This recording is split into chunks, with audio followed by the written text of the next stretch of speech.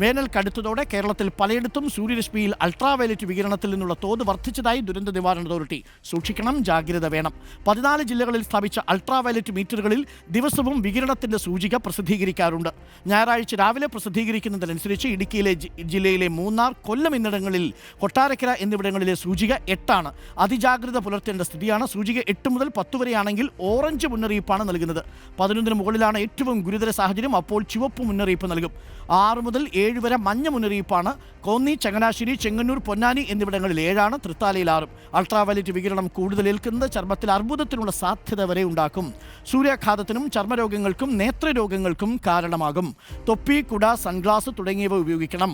ശരീരം മുഴുവൻ മറയ്ക്കുന്ന പരുത്തി വസ്ത്രങ്ങളാണ് അഭികാമ്യം. പുറത്തിറങ്ങുന്നവർ പ്രത്യേകം ശ്രദ്ധിക്കുക. അൾട്രാവയലറ്റ് രശ്മികളുടെ തീവ്രത കൂടിക്കൊണ്ടിരിക്കുന്നു എന്നുള്ളതാണ്.